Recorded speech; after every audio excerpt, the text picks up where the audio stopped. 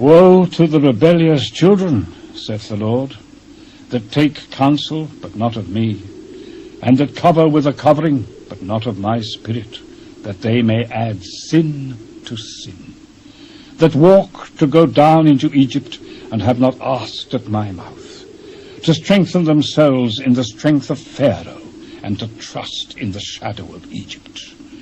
Therefore shall the strength of Pharaoh be your shame, and the trust in the shadow of Egypt your confusion.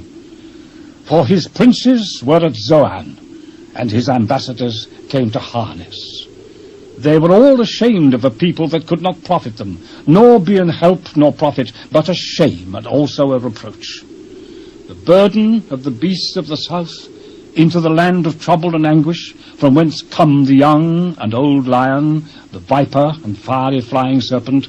They will carry their riches upon the shoulders of young asses, and their treasures upon the bunches of camels, to a people that shall not profit them. For the Egyptians shall help in vain, and to no purpose. Therefore have I cried concerning this, their strength is to sit still. Now go, write it before them in a table, and note it in a book, that it may be for the time to come for ever and ever, that this is a rebellious people, lying children, children that will not hear the law of the Lord, which say to the seers, see not, and to the prophets, prophesy not unto us right things, speak unto us smooth things, prophesy deceits. Get you out of the way, turn aside out of the path, cause the Holy One of Israel to cease from before us.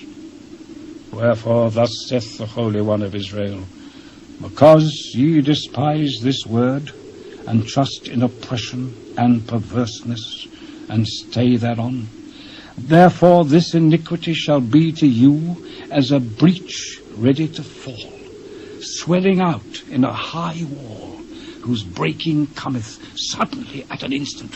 And he shall break it as the breaking of the potter's vessel that is broken in pieces. He shall not spare, so that there shall not be found in the bursting of it a sherd to take fire from the hearth, or to take water withal out of the pit. For thus saith the Lord God, the Holy One of Israel, in returning and rest shall ye be saved, in quietness and in confidence shall be your strength, and ye would not.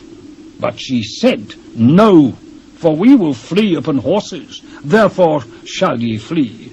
And we will ride upon the swift, therefore shall they that pursue you be swift. 1,000 shall flee at the rebuke of one, at the rebuke of 5 shall ye flee, till ye be left as a beacon upon the top of a mountain, and as an ensign on an hill. And therefore will the Lord wait, that he may be gracious unto you, and therefore will he be exalted, that he may have mercy upon you. For the Lord is a God of judgment. Blessed are all they that wait for him. For the people shall dwell in Zion at Jerusalem. Thou shalt weep no more. He will be very gracious unto thee at the voice of thy cry. When he shall hear it, he will answer thee. And though the Lord give you the bread of adversity, and the water of affliction, yet shall not thy teachers be removed into a corner any more, but thine eyes shall see thy teachers, and thine ears shall hear a word behind thee, saying, this is the way, walk ye in it, when ye turn to the right hand, and when ye turn to the left. Ye shall defile also the covering of thy graven images of silver, and the ornament of thy molten images of gold. Thou shalt cast them away as a menstruous cloth. Thou shalt say unto it, get thee hence. Then shall he give the rain of thy seed, but thou shalt sow the ground withal, and bread of the increase of the earth, and it shall be fat and plenteous.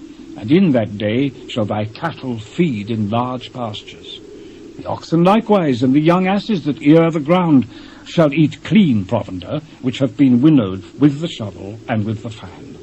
And there shall be upon every high mountain and upon every high hill rivers and streams of waters in the day of the great slaughter, when the towers fall.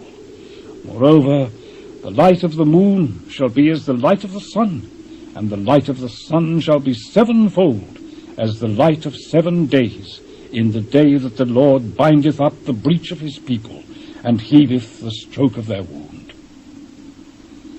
Behold, the name of the Lord cometh from far, burning with his anger, and the burden thereof is heavy. His lips are full of indignation, and his tongue as a devouring fire. And his breath as an overflowing stream shall reach to the midst of the neck, to sift the nations with the sieve of vanity. And there shall be a bridle in the jaws of the people, causing them to err. Ye shall have a song, as in the night when a holy solemnity is kept, and gladness of heart, as when one goeth with a pipe to come into the mountain of the Lord, to the mighty one of Israel. And the Lord shall cause his glorious voice to be heard, and shall show the lighting down of his arm, with the indignation of his anger, and with the flame of a devouring fire, with scattering and tempest and hailstones. For through the voice of the Lord shall the Assyrian be beaten down, which smote with a rod.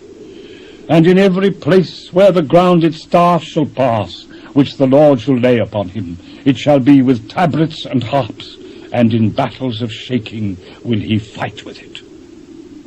For Tophet is ordained of old, yea, for the king it is prepared. He hath made it deep and large. The pile thereof is fire and much wood. The breath of the Lord, like a stream of brimstone, doth kindle it.